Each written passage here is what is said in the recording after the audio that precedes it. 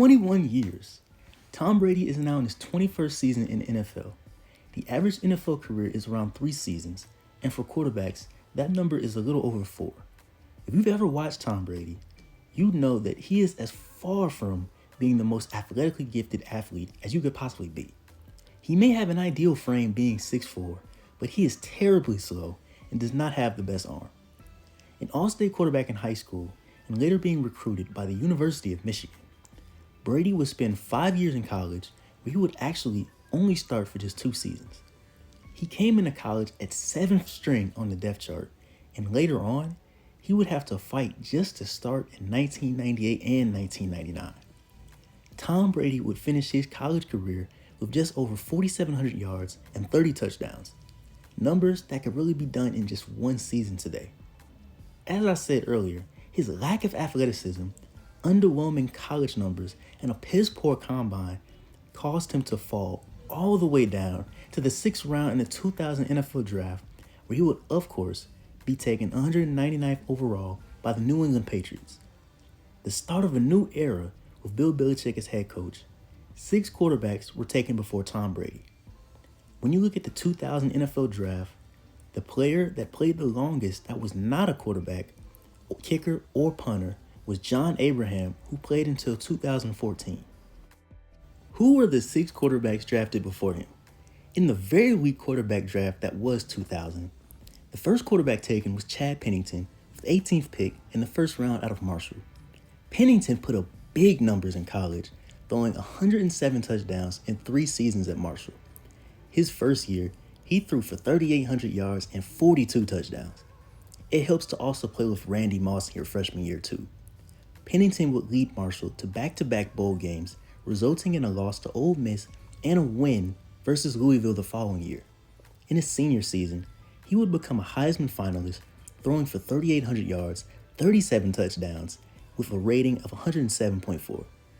Marshall would have a 13-0 record and finish with a 21-3 win over BYU in the Motor City Bowl. So with the success that Chad Pennington had coming out of college, it would make sense that he would be the first quarterback taken off the board. And being taken by the New York Jets, he would be in the same division as Tom Brady too. Except in Chad's case, he would have to wait 2 seasons to really take the field as quarterback for the Jets. He would replace Vinny Testaverde after a 1-4 start to the season in 2002. Pennington helped turn the season around for the Jets by leading them to a 9-7 record after starting off 1-4. The Patriots under Tom Brady, however, failed to make the playoffs this season after winning the Super Bowl. Chad Pennington would throw for just over 3,000 yards, 22 touchdowns, 6 interceptions, with a rating of 104.2 and a completion percentage of 68.9. Both of these would prove to be the highest respective marks of his career. The following year in 2003, injuries on his hand would cause him to miss 6 games, and the Jets would finish with a disappointing 6-10 record. Pennington would be 4-5 as a starter. But right after this, it seemed that the Jets were impressed enough by what they've seen. So they then gave the 28-year-old quarterback a 7-year contract worth $64.2 million. Pennington would start off the season living up to the new deal by leading the New York Jets to a 5-0 record to start in 2004. Later on in that season, in the game against the Bills, Chad would be hurt yet again. He would later come back and lead the Jets to a 10-6 record that would be just enough to get them in the playoffs. The Jets would make it to the second round and lose to Pittsburgh 20-17, thanks to their kicker missing 2 pivotal field goal attempts. 2005 would be another injury-plagued season from start to finish for Chad Pennington. He'd come back and lead the Jets to a 10-6 record and second place in AFC East in 2006. This was also the first time Pennington would play all 16 games at age 30. Having Brian Schottenheimer as the offensive coordinator really helped him out in terms of running the offense. New York would later lose to the Patriots in the playoffs, but this didn't stop Pennington from winning Comeback Player of the Year. In 2007, injuries would be the start to a terrible season for the Jets, and after a 1-7 start, Pennington would be benched and his time in New York would be pretty much over. Brett Favre joining the Jets would lead to the release of Chad Pennington. He would go on to sign a 2-year deal with the Miami Dolphins. After winning the starting spot, Pennington would throw for over 3,600 yards and 19 touchdowns while having the highest completion percentage in the league. Leading the Miami Dolphins to an 11-5 record and first place in the division allowed him to win Comeback Player of the Year for the second time in his career. The next 2 seasons would be like many before, filled with injuries. A shoulder injury in 2010 would be pretty much ending his career, and a torn ACL in the offseason following would ensure that he'd never play another down in the NFL ever again. The second quarterback taken was Giovanni Carmazzi in the 3rd round with the 65th pick out of Hofstra, a school that no longer has a college football program after being shut down in 2009. The San Francisco 49ers were under head coach Steve Mariucci at the time. This was pretty much a wasted pick for the 49ers, as Carmazzi would never actually play a single regular season down in the NFL. But at Hofstra, he would throw for over 9,000 yards and hold most records at the quarterback position for his school. In his very brief career, he would face the Patriots where he'd complete 3 of 7 passes for 19 yards in a 20-0 loss. Carmazzi would be out of the league by the end of the season. Chris Redman would be taken 10 picks after Carmazzi at 75 by the Baltimore Ravens. Redman would finish his college career as the FBS leader in passing completions and attempts, and he also was the first quarterback to complete 1,000 passes in his college career as well. He'd finished 3rd in passing yards with 12,551 yards, while also throwing 84 touchdowns at Louisville.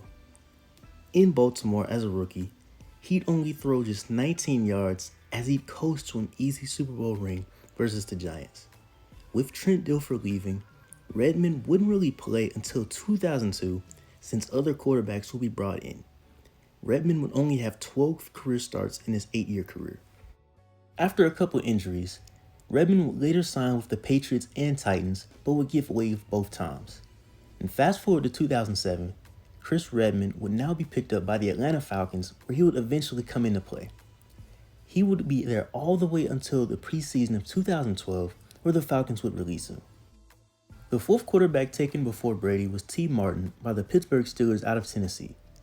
Martin spent 4 years at Tennessee, never throwing over 2,400 yards in a season, nor having a completion percentage above 58%.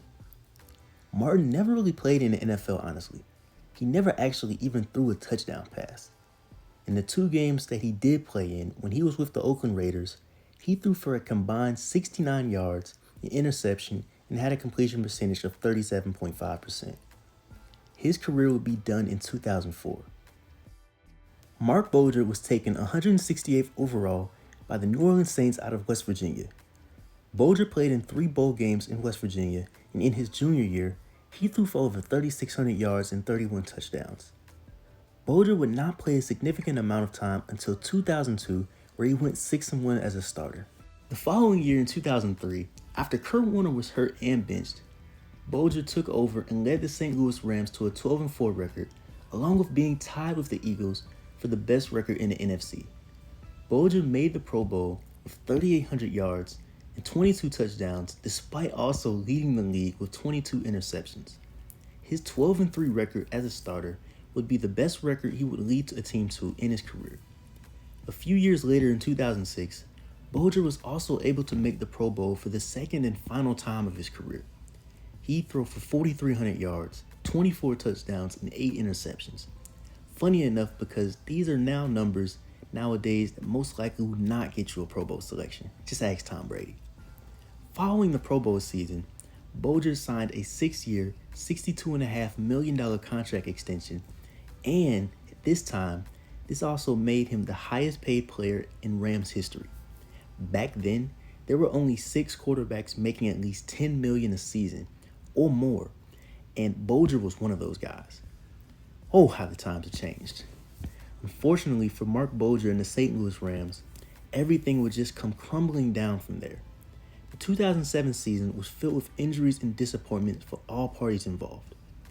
Bolger dealt with more injuries and played nothing like he did the year before, and he was 2 of 10 as a starter. After a terrible 0-3 start to the 2008 season, he would be benched in favor of Trent Green. This was for but only a brief moment in time, as he would regain his starting spot under new head coach Jim Haslett. Unfortunately, the St. Louis Rams would finish with a 2-14 record. Surprisingly, this was not even the worst record in the league.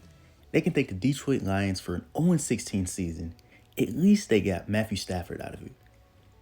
And after a 5-30 record as a starter from 2007 to 2009, Mark Bulger's time in St. Louis would be pretty much over. He would later sign with the Baltimore Ravens, where he'd back up Joe Flacco but never play it down. Mark Bulger would announce his retirement after the season as well. The sixth and final quarterback taken before Tom Brady was Spurgeon Wynn out of Texas State, taken by the Cleveland Browns, 13 spots before Brady. Wynn started his college career at Minnesota before transferring to then Southwest Texas State, and he put up some very underwhelming college numbers back then. Nowhere near 2,000 yards passing or above a 55% completion percentage. So, he ended up touching the field for Cleveland and even started a game for them. He played in 7 games in his rookie season, where he only threw for 167 yards, no touchdowns, and an interception. Wynn was later traded to the Minnesota Vikings in 2001, where he would start in 2 out of the last 3 games of the season and get his only career touchdown pass. And he would later be out of the NFL after 2001 and play in the CFL for a few seasons. With all 6 quarterbacks taken before Tom Brady, they combined for 44,470 yards, 246 touchdowns, 179 interceptions, with a win-loss record of 89 and 102. All numbers that are nowhere near touching Brady. With the Tampa Bay Buccaneers acquiring Tom Brady, it's clear that they are going all in for a Super Bowl, no matter how old Tom Brady is. 6 quarterbacks taken ahead of him, and now he's a 6-time Super Bowl champion. 6-time Super Bowl champions don't just grow on trees.